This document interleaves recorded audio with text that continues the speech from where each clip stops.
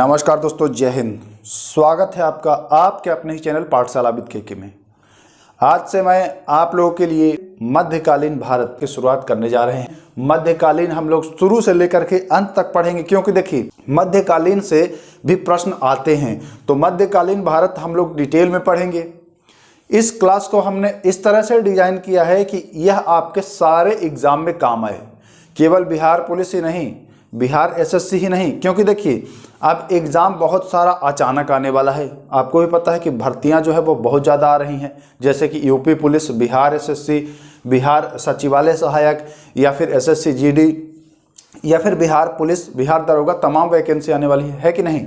तो ऐसे में सबके लिए आप अलग अलग पढ़ेंगे तो समय भी ज़्यादा जाएगा, इसलिए एक ही तरह से मतलब उसको अच्छे ढंग से पढ़िए, एक ही बार पढ़िए, वो ज़्यादा फायदेमंद होगा और आसानी से कहानी के माध्यम से याद हो जाएगा आपको। इस वीडियो में शुरू से अंत तक आप बने रहिए, बिल्कुल ही मजा आने वाला है और सब कुछ आप आसानी से याद भी कर लेंगे। पहले इसका आप एक स्क्रीनशॉट ले लें दोस्तों, उसके बाद मैं फिर शुरू करूंगा। देखता हूं आप लोग कॉपी पेन लेकर के तैयार हो जाएं, क्योंकि इसमें बहुत सारे ऐसे चीज़ हैं जो मैं आपको बताऊंगा। चूंकि बोर्ड पर वो चीज़ नहीं लिखा है तो मैं आपको बताऊंगा, फिर आप उसको नोट करते चलेंगे। तो सबसे पहले देखिए हम लोग शुरू करते हैं। तो आप यहाँ देख पा रहे होंगे कि भारत पर अरबों का आक्रमण। जी हाँ, भारत पर अरबों का आक्रमण कैसे होता है। तो देखिए सबसे पहले जो आक्रमण होता है वह 636 ईस्वी में। कितने में? 636 ईस्वी में। लेकिन वह असफल आक्रमण है। वह आक्रमण जो है वह असफल आक्रमण है। थाना बंबई में एक जगह है, वहीं पर आक्रमण हुआ था, लेकिन यह असफल आक्रमण है, ठीक ना। तो हम लोग पढ़ेंगे सफल आक्रमण से। सफल आक्रमण कब होता है देखते हैं हम लोग।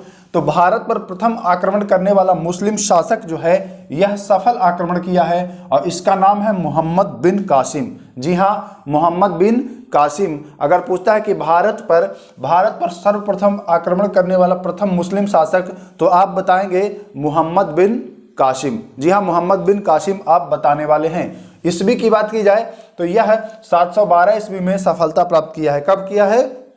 712 ईस्वी में मोहम्मद बिन कासिम जो है वह सफलता प्राप्त किया है। तो इस बात का भी ध्यान देंगे। अगला क्वेश्चन कह रहा है मोहम्मद बिन कासिम ने सिंध पर कब्जा कब किया, या सिंध पर विजय कब प्राप्त किया। तो वही 712 ईस्वी में सिंध पर जो है वह विजय प्राप्त किया। इसका भी आप लोग ध्यान रखेंगे। आगे देखिए अरबों के सिंध विजय की जानकारी जो है वह हमें कैसे प्राप्त होती है। तो यह जानकारी हमें चचनामा से प्राप्त होती है, ठीक ना। कैसे प्राप्त होती है? चचनामा से प्राप्त होती है। एक चीज और ध्यान दीजिए, जब यह भारत पर आक्रमण किया था, इस समय इसकी उम्र महज 17 वर्ष की थी। जी हाँ, इस समय मोहम्मद बिन कासिम जो है इसकी उम्र जो है वह 17 वर्ष की थी। तो ये चीज़ भी ध्यान दीजिएगा, ठीक ना। मीर कासिम ने ये सिंध पर विजय तो है वह 712 में, लेकिन अगर पूछे कि यह मकरान पर विजय कब प्राप्त किया था, मकरान पर विजय कब प्राप्त किया था, तो 712 के बाद 713 ईस्वी में। आप ध्यान दीजिएगा, यहाँ पर मैं लिखता हूँ 713 ईस्वी में यह मकरान पर विजय प्राप्त किया था।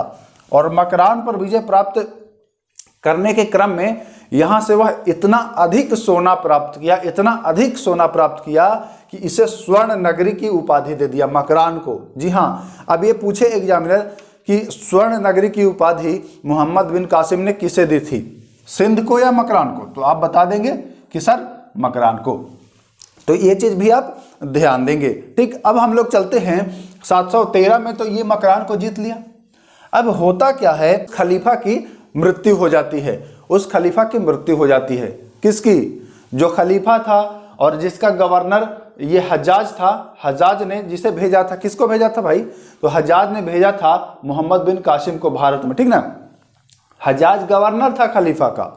हज्जाज जो था यह वालिद खलीफा जो उस समय था, देखिए मैं लिख देता हूं, वलीद खलीफा था और इसका गवर्नर था हज्जाज। तो हज्जाज ने ही भेजा था, किसको भेजा था? मोहम्मद बिन कासिम को, ठीक ना। तो क्या होता है कि यह वालिद जो है, जो खलीफा है वहां के, उनकी हो जाती है मृत्यु, ठीक ना। खलीफा की जब मृत्यु हो जाती है तो वहाँ पर एक नया खलीफा बनता है जिसका नाम होता है सुलेमान। अब सुलेमान से इस हज्जाज की दुश्मनी थी, ईर्ष्या करता था, जलता था, ठीक ना। अब जलता था तो भाई जाहिर सी बात है कि जब इससे दुश्मनी किया है तो इसने जिसको भेजा है उससे भी दुश्मनी करेगा कि नहीं करेगा।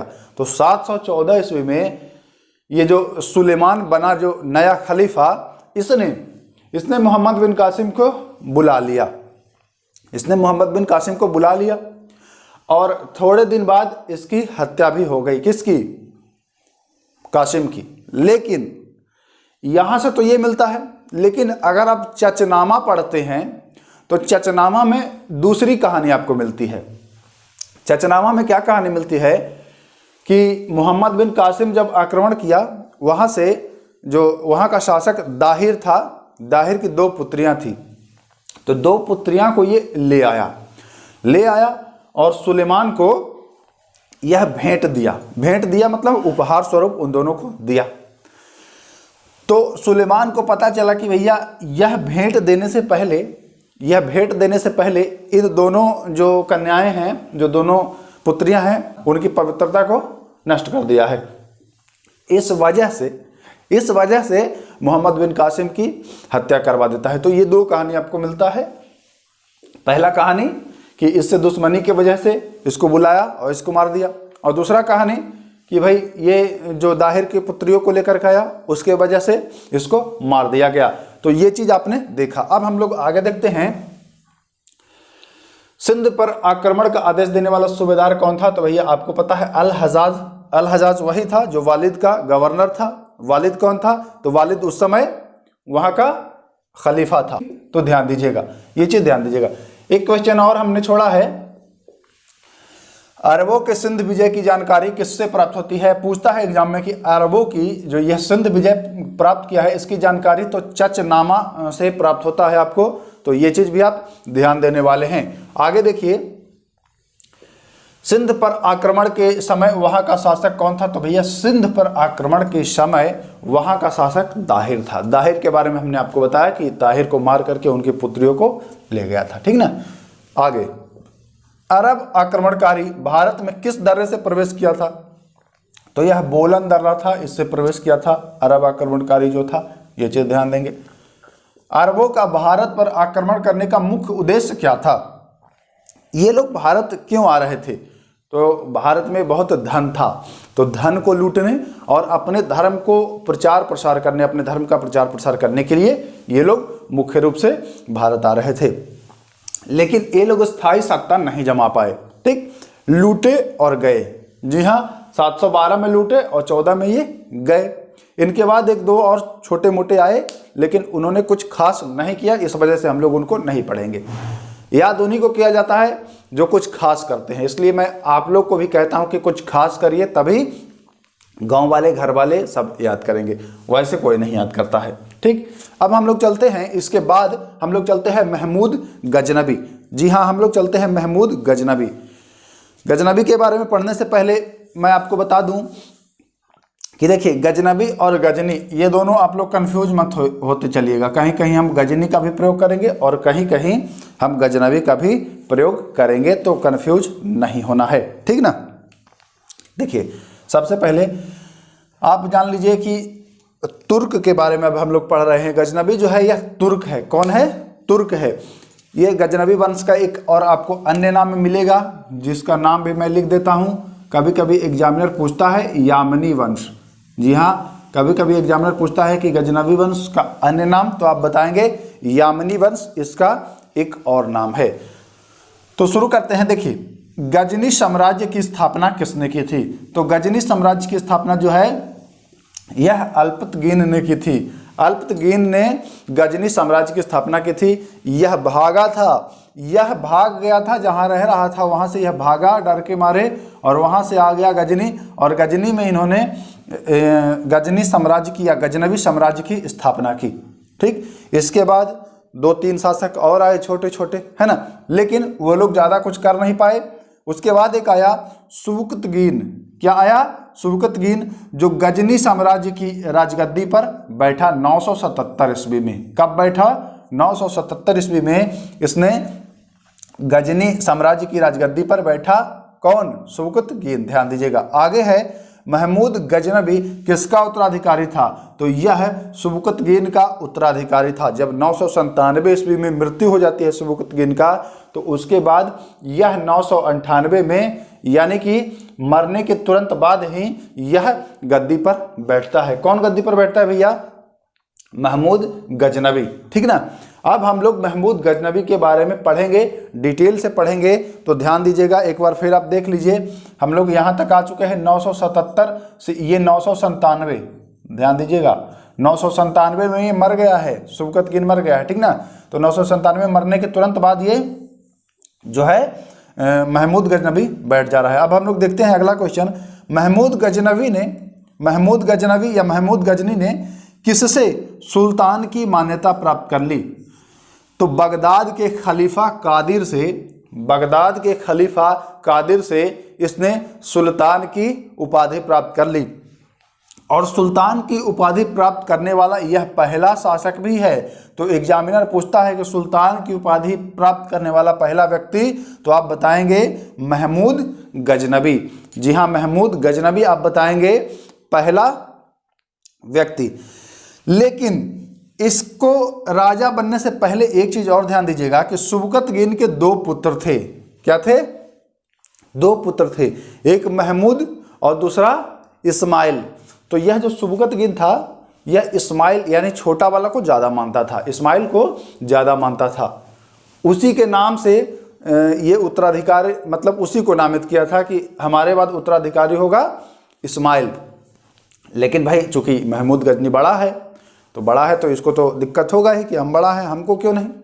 तो इसने क्या किया, इस्माइल से युद्ध किया और इस्माइल को बंदी बना लिया, और बंदी बना करके 998 में ये शासक बन गया। इसी में थोड़ा गैप हुआ, 997 में ये मरा, फिर उसको उत्तराधिकारी बनाया, उसको ये बंदी बना करके, और 998 में ये शासक बना। ठीक, तो ये चीज़ ध्यान दीजिएगा।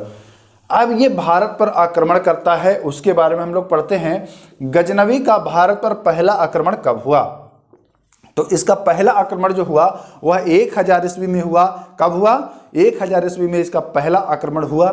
किसका? गजनवी का। अच्छा, गजनवी को जबूली का महमूद भी कहा जाता है। महमूद गजनवी को लिखते जाइएगा जो मैं बता रहा हूँ। गजनवी को जबूली का महमूद भी कहा जाता है। क्यों कहा जाता है? क्योंकि इसकी जो माता थी, गजनवी की जो माता थी, यह जबुलिस्तान की एक कन्या थी। ठीक ना, धनवान कन्या थी, मतलब बहुत पैसे वाला था इसका जो भी था मायके का। तो इस वजह से गजनी को या गजनवी को जबूली का महमूद भी कहा जाता है। तो ये चीज़ भी ध्यान देंगे। गजनवी का भारत पर पहला आक्रमण जब पूछे तो बता देंगे आप कि 1000 ईस्वी में। कब? 1000 ईस्वी में गजनवी का भारत पर पहला आक्रमण हुआ है। अब दूसरा आक्रमण हुआ है 1001 में।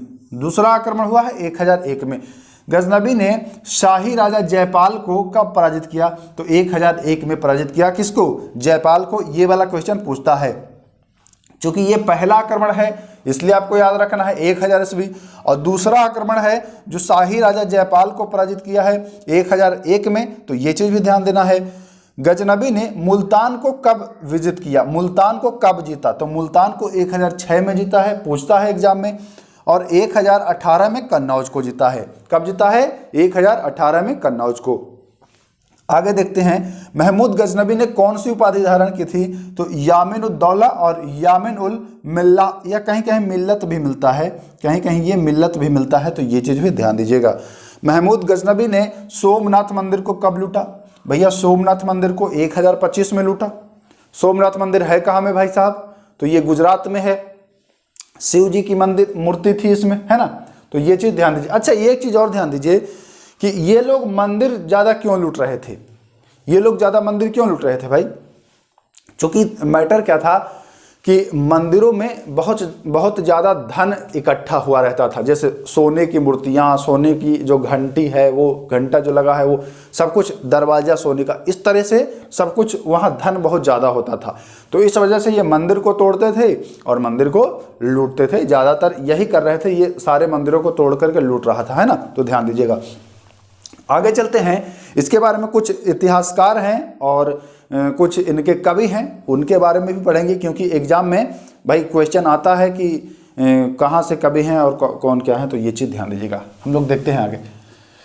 गजनवी का दरबारी इतिहासकार कौन था? तो दरबारी इतिहासकार जो था वह उत्तवी था, इत्तवी नहीं उत्तवी था। दरबारी इतिहासकार अगर पूछता है तो बता देंगे कि उत्तवी था, इसका दरबारी इतिहासकार था। महमूद गजनवी का अंतिम आक्रमण भैया 1027 में जाटों के विरुद्ध। जाटों के विरुद्ध इसने क्यों आक्रमण किया?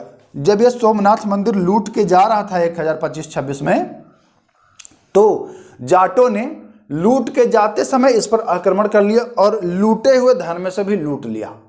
लूटे हुए धन में से भी जाटों ने कुछ लूट लिया। तो ये जाटों को दंड देने के लिए पुनः ये 1027 में फिर आक्रमण किया, ठीक ना, पुनः ये फिर। अच्छा एक चीज ध्यान दीजिए, ये लगभग प्रति वर्ष आक्रमण कर रहा था भारत पर। ऐसा क्यों?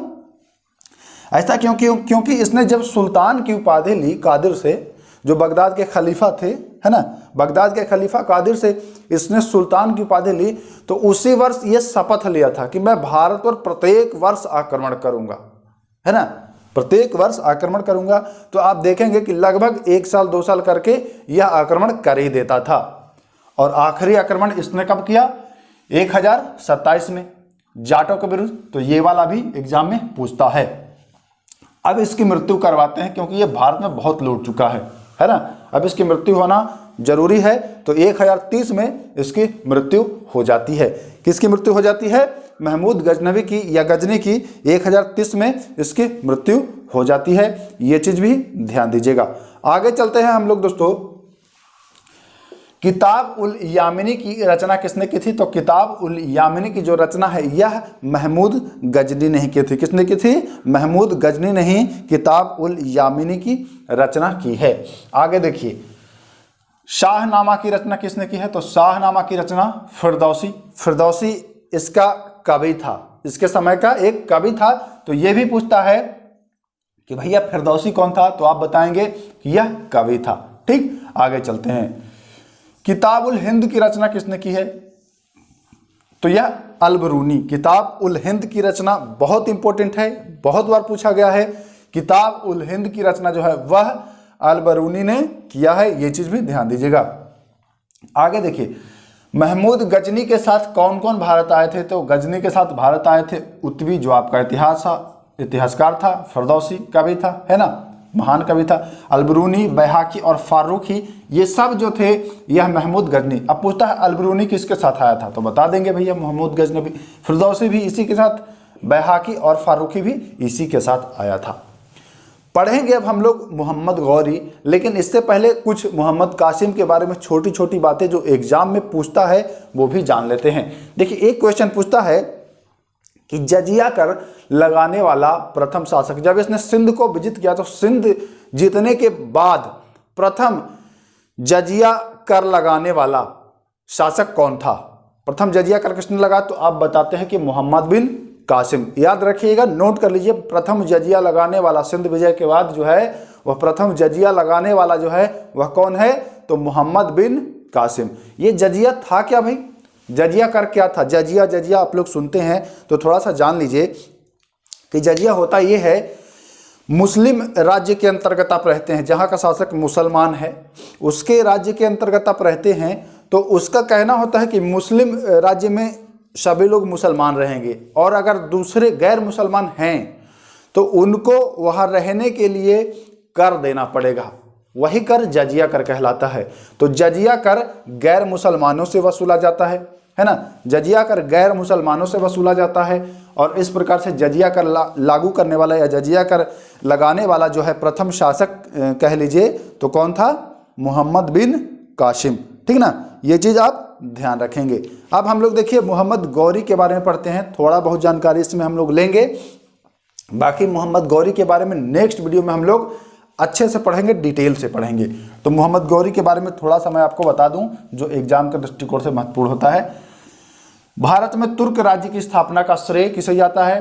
तो गौरी को। देखिए, आक्रमण तो ये लोग भी किए, लेकिन ये लोग स्थायी सत्ता नहीं बना पाए। ये लोग आए लूटे गए, लेकिन अब आपको देखने को मिलेगा कि स्थायी सत्ता धीरे धीरे अब आपको गुलाम वंश, खिलजी वंश, है ना, लोधी वंश, ऐसे करके आप पढ़ेंगे। फिर मुगल वंश में चलेंगे। मुगल वंश जब उत्तर मुगल आएगा फिर हम लोग आधुनिक भारत में प्रवेश कर जाएंगे।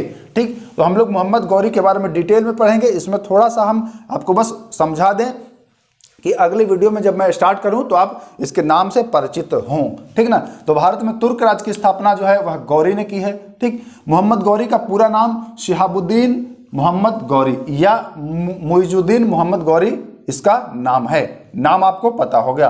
भारत में मोहम्मद गौरी की प्रथम पराजय देखिए, अभी हम बस ऐसे ही आपको बता दे रहे हैं, बस थोड़ा सा नॉलेज के लिए। बाकी अगली वीडियो में मैं पूरी डिटेल में बताऊंगा कैसे लड़ा, कैसे हारा, ये सब कुछ हम बताएंगे बिल्कुल कहानी की तरह। तो मूलराज द्वितीय शासक था उस समय। भीम II ने इसको बहुत बुरी तरह से पराजित किया था 1178 में।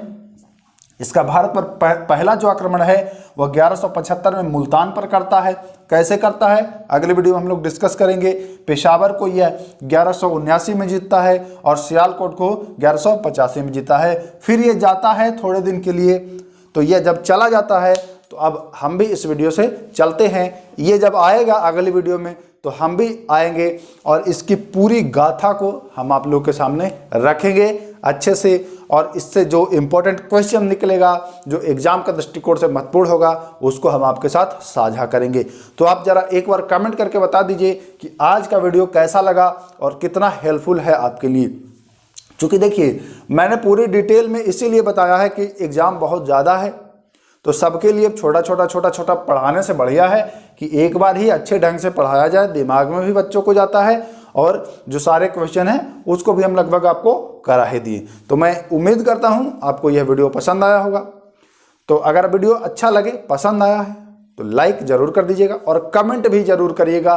कहाँ आपको कोई दिक्कत लगी, किसी क्वेश्चन में डाउट है, कहीं कोई समस्या है तो कमेंट ज़रूर करिएगा। मैं सुधार करने की कोशिश कर दूंगा जहाँ पर आपको लग रहा हो कि ये चीज़ गलत है। वैसे गलती की गुंजाइश नहीं है।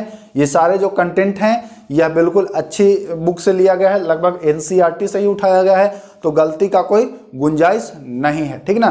तो मैं ये मान के चल रहा हूँ कि आप अच्छे से समझे होंगे। कोई समस्या हो या किसी प्रकार का सुझाव तो कमेंट बॉक्स ओपन है, वहाँ आप कमेंट कर सकते हैं। फिर मिलेंगे दोस्तों अगली वीडियो में। तब तक के लिए नमस्कार, जय हिंद।